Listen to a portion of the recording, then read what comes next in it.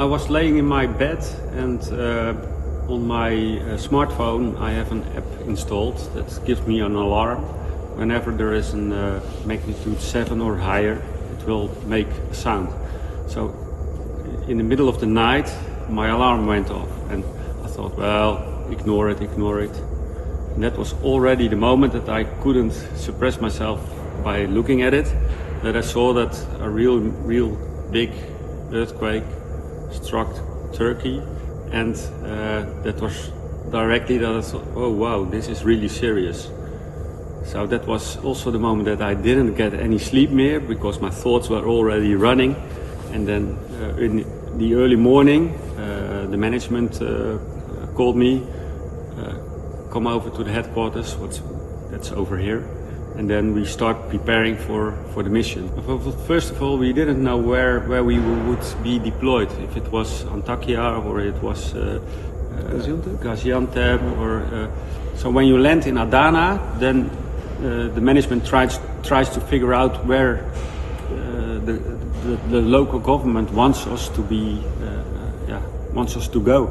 The first thing we did a lot of things together. So we tried to set up our own base, so for our equipment, sleeping tents, and so on. And but at the same time, the first 2 groups were sent out into the city to do an assessment, and it was already getting dark. And then we were in a part of town, and we already the first building that we hit.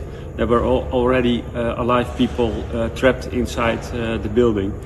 So we took notes of that, went to the next, took notes of that, went to the next, took notes of that. And that was everything that we phoned in to our headquarters. And the rescue groups were preparing themselves. And when they come over, I directly knew where they had to start working and getting people out of the rubble. The system works with iPads and with Wi-Fi, but at that moment it didn't work. There was no connection. So we did it the old school way, just by pencil and paper. So it's hard to where do you start? Because there are so many jobs to do and so many things to investigate. But what you said, the miners, there were groups of people.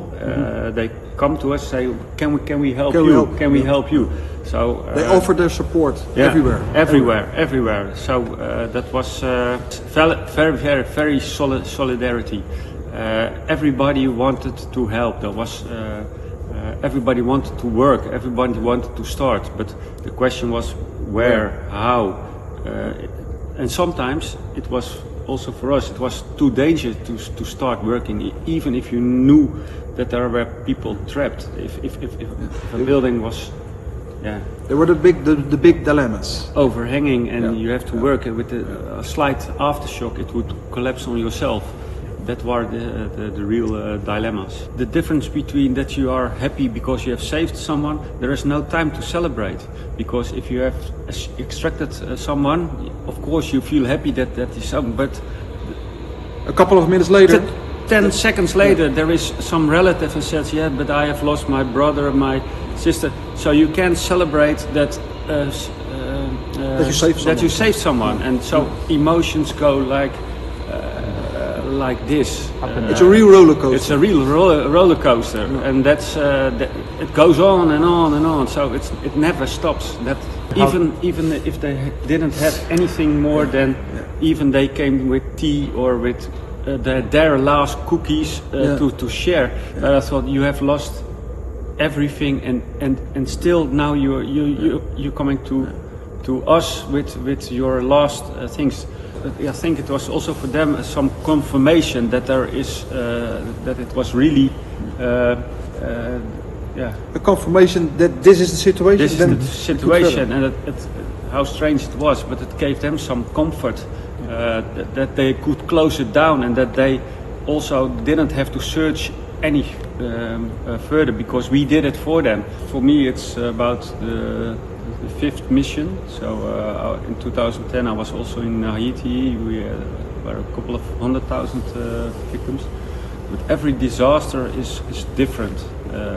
Circumstances, climate, type of building. We have also had the earthquake in Nepal, and there was also the buildings were more traditionally, so you have different type of collapse.